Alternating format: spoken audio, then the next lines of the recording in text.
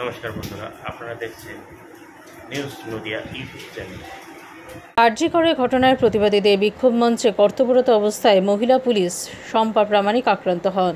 তার বাড়ি শান্তিপুর থানার অন্তর্গত বাগাজরা পঞ্চায়েতে লক্ষ্মীকান্তপুর গ্রামে।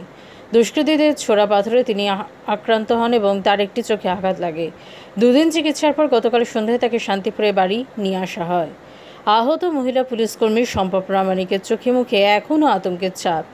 তিনি কিছুতেই ভুলতে পারছেন না সেদিনের সেই ভয়ঙ্কর পরিবেশের কথা। বেঙ্গল পুলিশের বিধাননগর কমিশনারের অধীনস্থ ডিসি এয়ারপোর্টে তিনি কর্তব্যরত, তবে তার নিজস্ব জন্যে এ ধরনের ঘটনা ঘটেনি। হঠাৎই পাওয়া খবর অনুযায়ী তাদের পৌঁছতে হয় কেষ্টপুর বাগুইহাটিতে, আর এই স্বল্প সময়ের মধ্যে তাদের ক্ষেত্রে নিজেদের সুরক্ষিত রাখার হেলমেট কিংবা অন্যান্য উপকরণ নিয়ে নামার সময় হয়নি, আর তার ফলেই এই দুর্ঘটনা।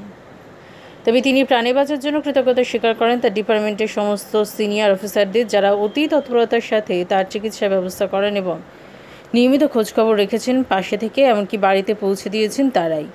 পরিবারের পক্ষ থেকে বাবা বাসুদেব প্রামাণিক জানান, তিনিও একটি কন্যা সন্তানের বাবা। আরজিকর কাণ্ডে মহিলা ডাক্তারকে ধর্ষণ এবং খুনিদেরকে চিহ্নিতকরণ করে কঠোর শাস্তি দেওয়া হোক, কিন্তু সেই আন্দোলন হোক শান্তিপূর্ণ। আজকে তার মেয়ের প্রাণ অল্পের জন্য বেঁচে গেছে। চিকিৎসক যেমন সমাজে গুরুত্বপূর্ণ, পুলিশ কর্মীরাও নিজেদের জীবনে বাজি রেখে সমাজের শান্তি শৃঙ্খলা রক্ষা করতে এগিয়ে যায়। তাই এ ধরনের ঘৃণ্য ঘটনা কখনোই কাম্য নয়। শম্পা প্রামাণিকের দিদি টিঙ্কু প্রামাণিক জানান, দুর্ঘটনার খবর প্রথম শুনে বাড়িতে বৃদ্ধ বাবা মা সহ সকলেই আতঙ্কিত হয়ে পড়েন।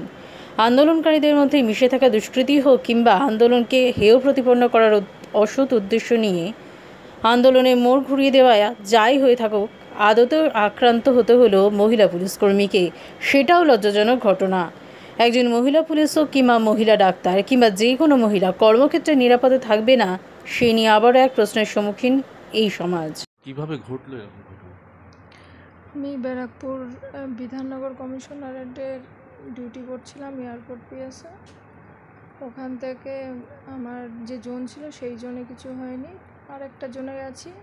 ওখান থেকে আবার এবার কেষ্টপুর বাগুইহাটিতে গণ্ডগোলটা শুরু হয়। ওখানে আমরা আবার আসার পরে নামার সাথে সাথেই আমাদের ওপরে হামলাটা হয়।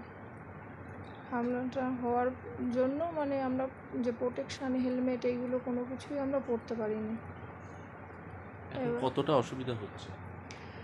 অসুবিধা তো চোখে আছেই, এমনি আমাদের স্যার, ডিজি স্যার, শ্রদ্ধেয় ডিজি স্যার, আমাদের ম্যাডাম, ডিসিপি এয়ারপোর্ট ম্যাডাম, আমাদের সিপি স্যার, আমাদের জয়েন্ট সিপি স্যার, আইসি, বিভিন্ন থানার সমস্ত তাদের সহযোগিতায় আমি এইটুকুনি চিকিৎসা করে এখন হালকা একটু সুস্থ হয়ে আজকে বাড়ি আসতে পেরেছি।